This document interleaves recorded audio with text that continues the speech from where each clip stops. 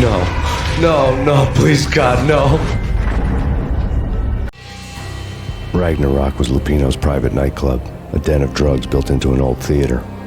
I knew what waited inside.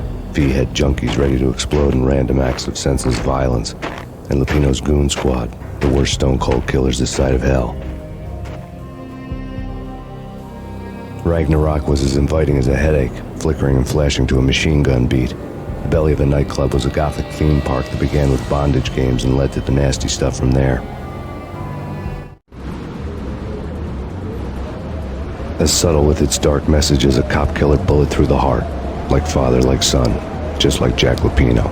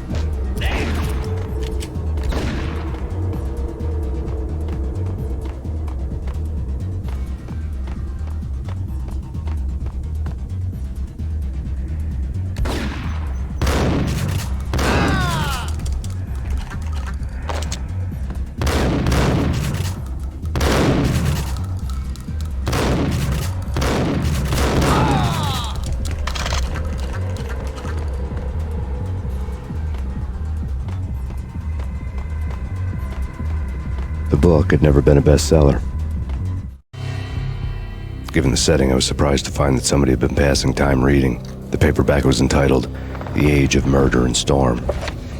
The blurb on the back mentioned Norse mythos and Ragnarok, the end of a Viking world with a terrible winter that covered the earth in ice, when vile crimes were rampant and all humanity lost. I could see how somebody impressionable might get it into their head that we were at the end of time. I was also beginning to see what the nightclub and its owner were all about.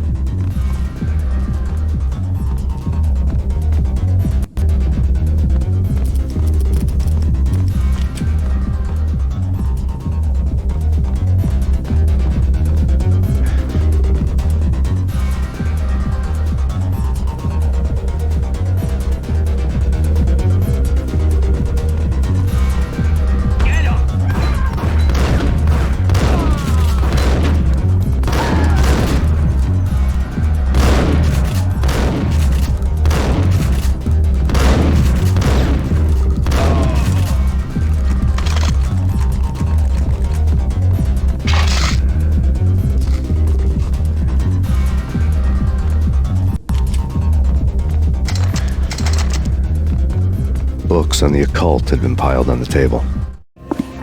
The room was stacked with light reading, such as Necronomicon, Witchcraft, and Paradise Lost. Old exotic titles like Malleus Maleficarum and De Umbrarum Reini Novum Portus. Books with pentagrams on their covers, all dealing with the occult and the infernal, lying between stacks of horror videos and a couple of Ouija boards. The only thing I could take seriously was the thought of Lupino taking it seriously. He had been spending a lot of time getting intimate with the guy downstairs.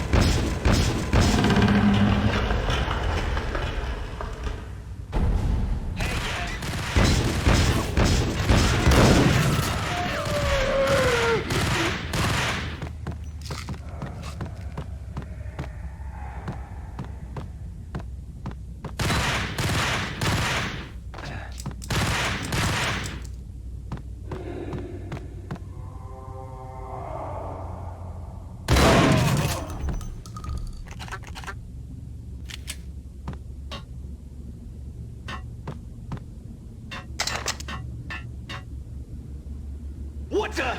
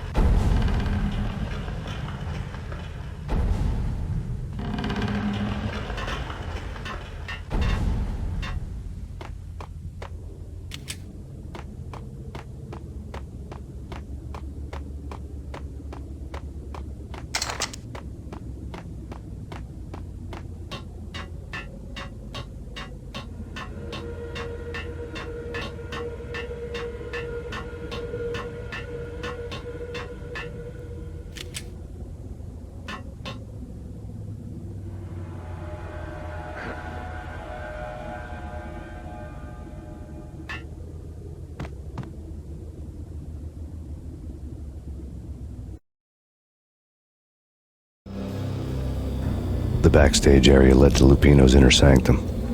The hot air inside was like an invisible wall, thick with incense and something else, a sickly sweet smell that made you gag.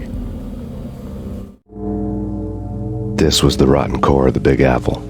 Lupino lurked somewhere ahead, like a spider at the center of his web, waiting. The vapors in the air started to make my head swim. Torn pieces of a letter lay scattered on the sofa.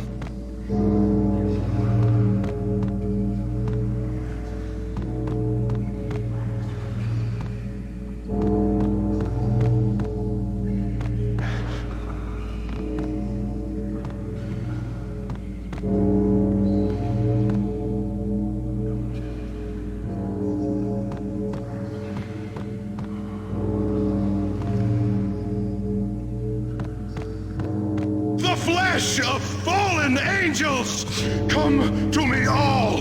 Astaroth, Beelzebub, Asmodeus, Baphomet, Lucifer, Loki, Satan, Cthulhu, Lilith, Ella. Blood to you all. Secrets living under the skin of reality. I've seen it. The corruption of flesh. Ow! I'm the wolf, yeah! I am the wolf! It's close. It's coming. You have come. A witness to the end of time. It's now! I will rise to her side! I don't need the words! I'm beyond the words!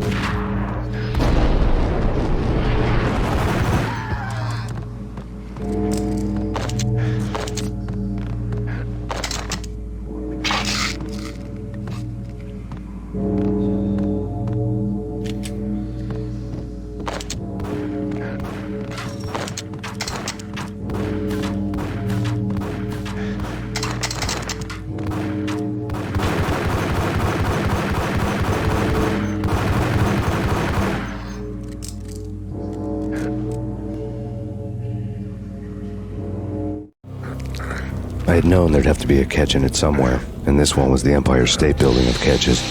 Lupino was pumped up and dying to go 15 rounds with a mutant alligator. And then he started this spooky monkey talk, straight from a bad dream. Mine. I have tasted the flesh of fallen angels. I've tasted the devil's green blood. It runs in my veins.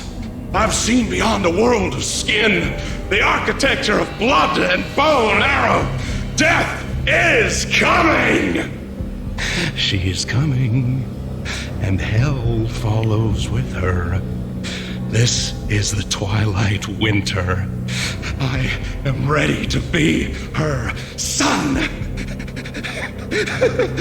Her time is now, and all who stand in her way must die!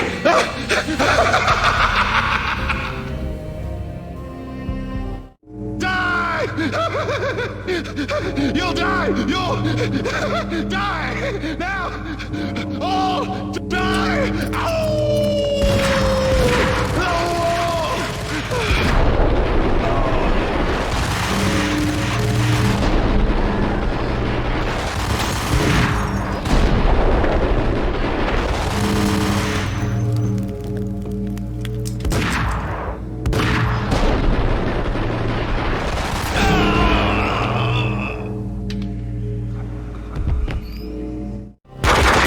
Lupino finally went down.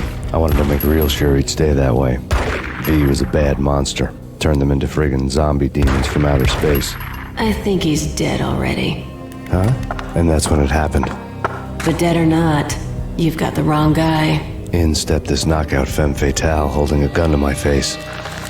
I returned the favor.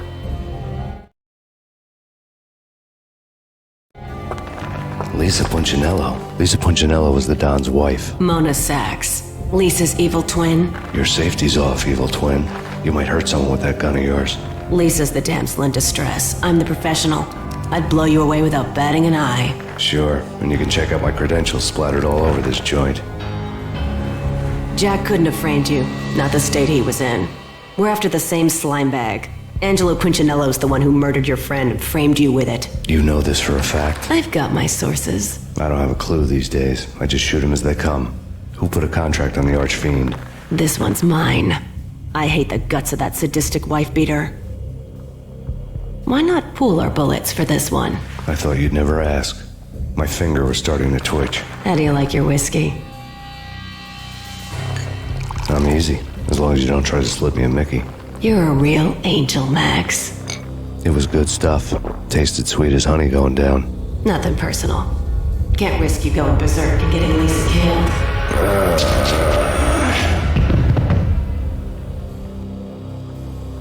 The nightmare was always the same.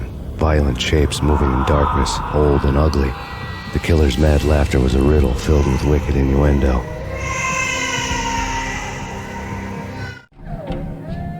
Somewhere, the baby was crying.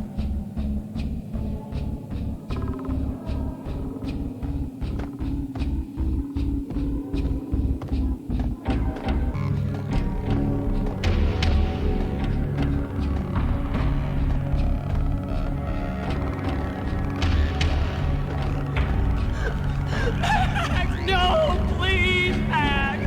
Why? I didn't mean to. I'm sorry.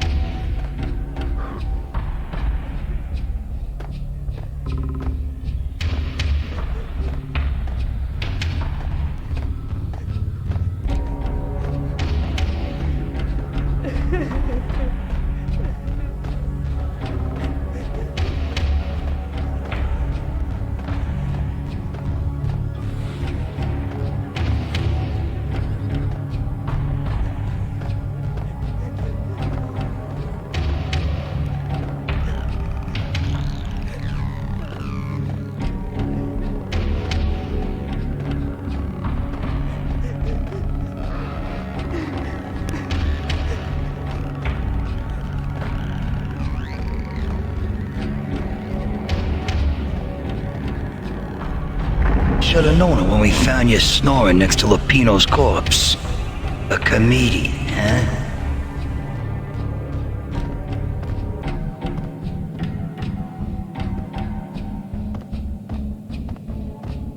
The pictures were filled with good old times.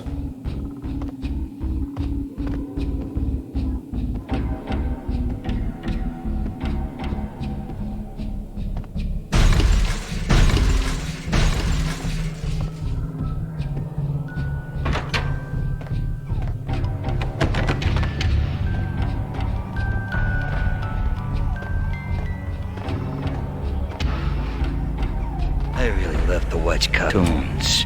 Captain Baseball Bat Boy's my favorite. Cartoons. Captain Baseball Bat Boy's my favorite.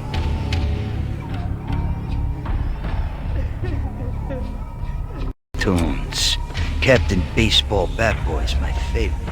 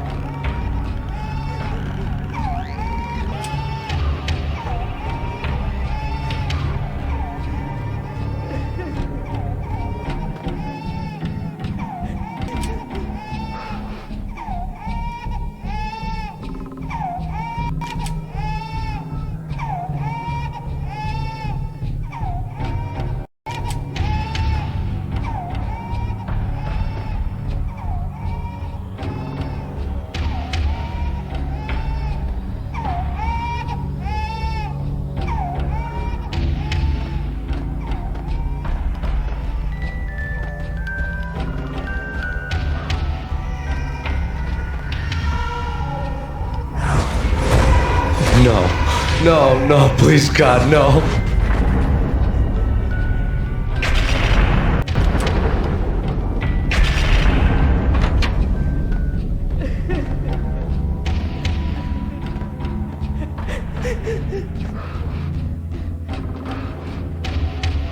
Slice them, dice them, shoot them full of holes, blow them to bits, vaporize them, disintegrate them. No matter what you do, they'll still be back, good as new. Michelle's diary lay on the table. Michelle was working part-time in the district attorney's office. Her diary was open on today's entry, her handwriting all pretty curves. An army dossier found its way to my desk yesterday. Valhalla? Isn't that a Norse myth? Something about Vikings? I tried to tell Max about it, but he was busy, that cute frown on his brow. Guess it's nothing, just a mix-up at the courier service. From now on, I would always find time for her. It was a hollow promise. Too little, too late.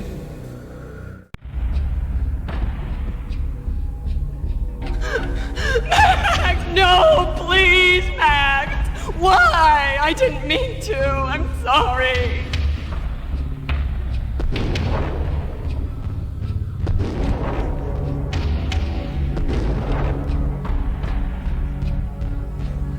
Murderer! You killed her! Nothing like that ever happens in the real world.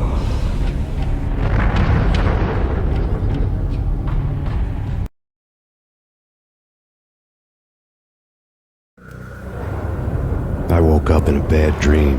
My head felt 2 sizes too small for my brain. Max Payne. I envy your name. And the killer was smiling. Pleased to meet you. I'm Frankie the Bat Niagara. Niagara, as in you cry a lot? He had a baseball bat and I was tied to a chair. Pissing him off was the smart thing to do.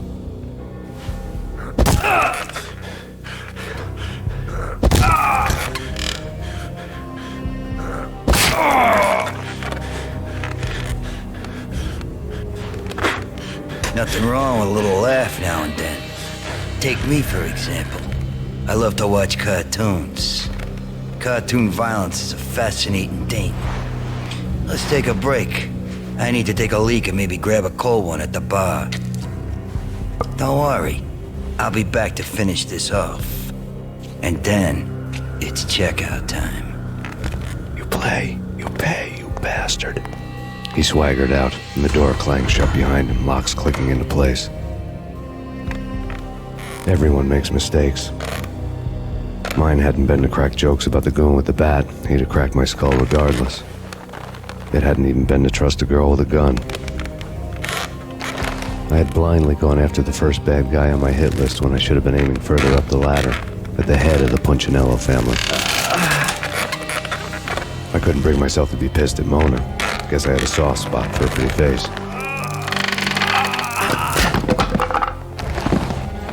But when somebody decides to play baseball with your head, you tend to get sore. They had dragged me back to the basement of Lupino's hotel. I was beaten, bruised, and blue. I felt like the chair I had broken to get free.